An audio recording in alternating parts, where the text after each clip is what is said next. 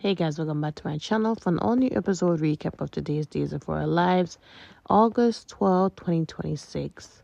So let's start off with Rachel and Brady. And I honestly think it was such a very insightful conversation, very mature on Rachel's side. I was really surprised at the level of maturity she was displaying and her realization that okay, you can really love somebody, but you can love them from afar, and that includes even your own parents.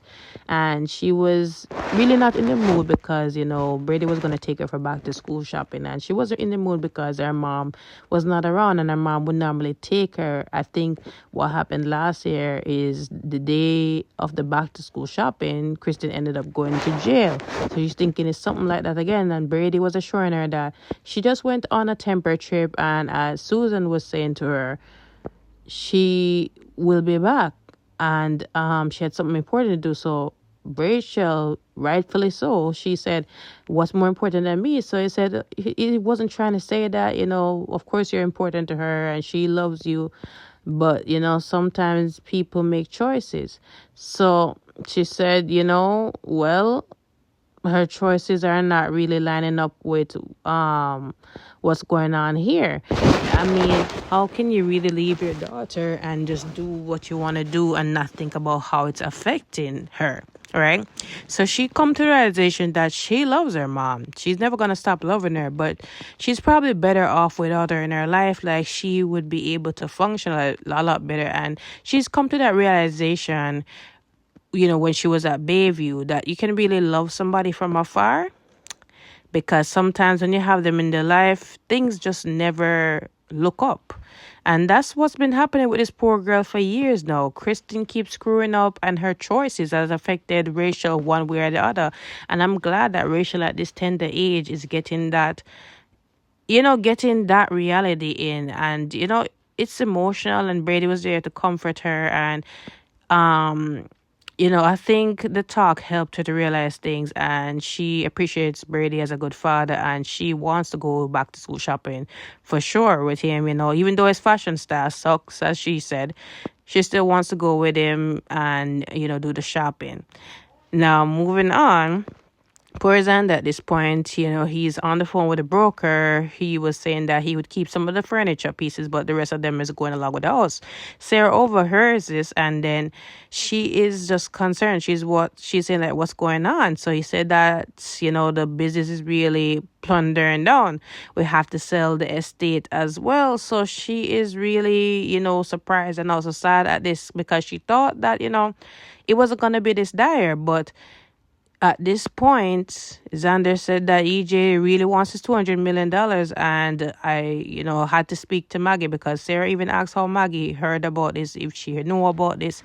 And he said that Maggie heard about it over the phone, and he was speaking to her. And she said, even though she's upset at what Xander and Philip both did to the company, she can't ruminate over it no more. At this point, she rather sell the estate to somebody else rather than EJ own it.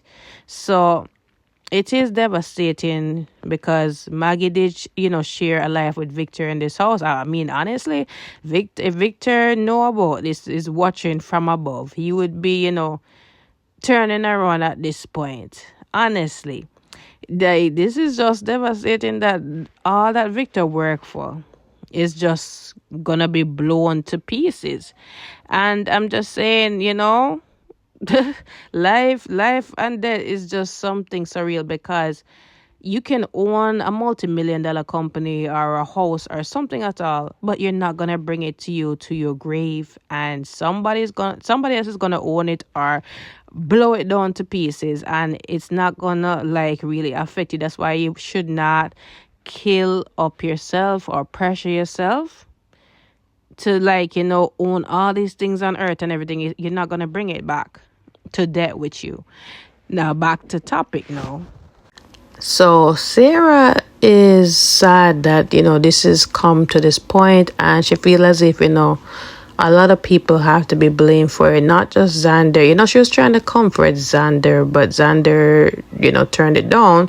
He didn't think that he was worthy or deserving of any comfort at this point, and he apologized to Sarah because Sarah was just going to walk out. So Sarah said, you shouldn't be beating up yourself like this. You already, took responsibility and all of that. So he was saying that he really wanted to leave a legacy for Victoria, and he's just upset that, okay, that's not gonna happen. And Sarah assured him that they both love Victoria. That's an important gift, right? And he's upset that, this house, they won't be able to like co-parent properly together in the same place. Victoria's getting fond of that, and Sarah said, don't worry, we'll work out something else together. She also talked about how much the house meant to other people that lived there, Buddy and Justin, Philip as well. This was his home, so it is just disheartening. And she said, a lot of people are to take blame for this, not only you,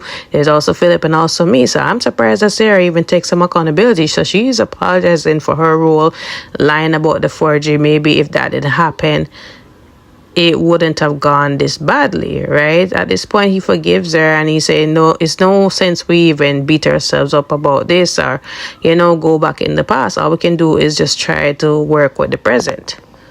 Philip was staying overnight at the Titan headquarters because he's trying to find some get-rich scheme to like save the company, save the estate. Gabby comes over, and Gabby can see that he was staying overnight. So he told her what he was up to, and she's like, I thought we went through this already. So he said, yeah, but I figured out something that might save the company and the house. So he used to play poker back in the day. He was pretty good at it. It's one of his best skills. So he wants to do it. However, he needs some money to really, start it up.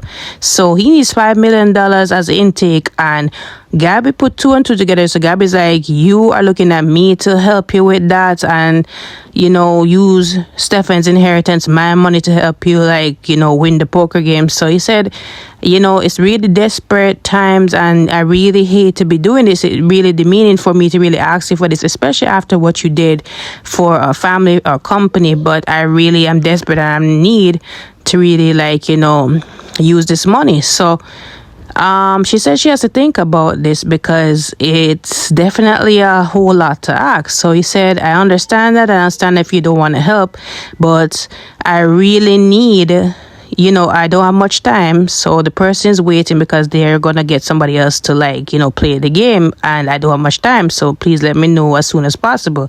So Xander comes in, and Xander's like, what's going on here? So Gabby was about to tell him what's going on, and then Philip said, no, we're just brainstorming ideas, but we came up with nothing. So she's like, he's like, oh, nothing. So, why don't you go home and get a shower? Because, since you've been up here the whole night brainstorming ideas about nothing, go shower. So anyways, he leaves, and Gabby's like, why didn't you tell him what's going on? So he said, yeah, I didn't want to really worry him and, make him stress out. I know I can win this, but I just don't want him, getting more anxious, especially after everything going on. So let's see how this whole thing works out with them. So Sarah went over to Brady's because Xander asked her if she could tell Brady on his behalf what's happening with the company and the estate. So she went over. She tells Brady that there's some bad news, and he's like, is it about us? So she said, no, it's about your company and Basic Black and the estate. So Xander told me that they have to go sell the estate. The company is gonna go down because of what's going on with EJ and the whole order that he wants from them. So Brady is saying that I knew they were going in some financial problem, but Xander and Philip assured me that they're going to take care of it. So she said apparently they didn't get to take care of it. it's going on there. And I feel bad, because, Basic Black is your father's legacy, and I know how you feel about it. So he said, even though the news is upsetting, all he cares right now about is his kids turning their lives around. And then he talks about how Rachel had an epiphany, and it was so mature of her that, she really can do life without her mom, even though she loves her and she knows they love each other.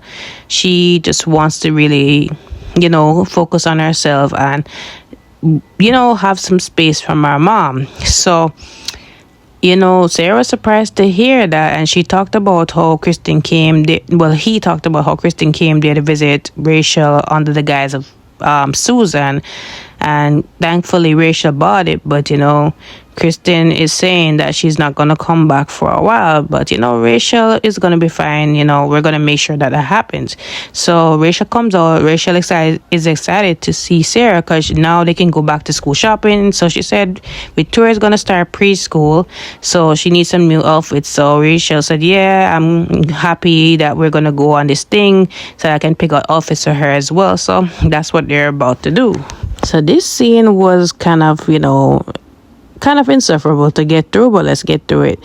So first off, you have Tate and Aaron. They're working out at the gym. I don't know who asked to see these shirtless guys, but anyways, they're there working out at the gym, and Tate is confiding in Aaron. How is it going with life and with Holly relationship, blah blah blah, whining again. And they talk about Aaron going back to school and his new roommate and what he's interested in versus what he normally is interested in. And, Tate is whining about how, he doesn't know if Holly supports his, new path in life, given that he's owning his business. It's a lot that comes into it versus just going to college. And, he doesn't know if Holly is really supportive of it, given that Holly was upset when he told her that he was dropping out of school to go focus on a new path. So, he doesn't even know if they are gonna really, continue, because it seems as if every time they have a chance of happiness, there's always something happening there, whether it is the whole thing with Sophia, the pregnancy, with her, with the alleged drugs and all of that. So he doesn't know if they can really stand the test of time. So Aaron said he believes that they can. They just need some fun in their life, and that's what's going to happen. So Ari and Holly were also talking, and Holly talked about how, she really just wants some happiness in her life, given everything that's happened recently in her family with Titan going down with the drugs thing with Sophia. And then she saw Mrs. Choi the other day, and Mrs. Choi, even though she dropped the lawsuit, she's still tormenting her, talking about how she's going to haunt her in her sleep everywhere she goes. And Ari was, agreeing that it is creepy, but she can haunt you in your dreams and everything. And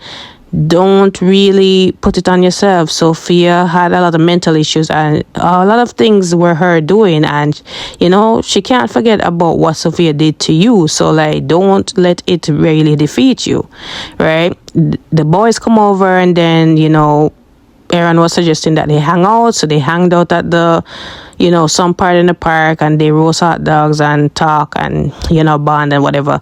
That was really it. I don't really get nothing more from that. Now, back to this whole thing with Mr. Devlin St. John and EJ. So I didn't get into it in full detail. Let's get into it now.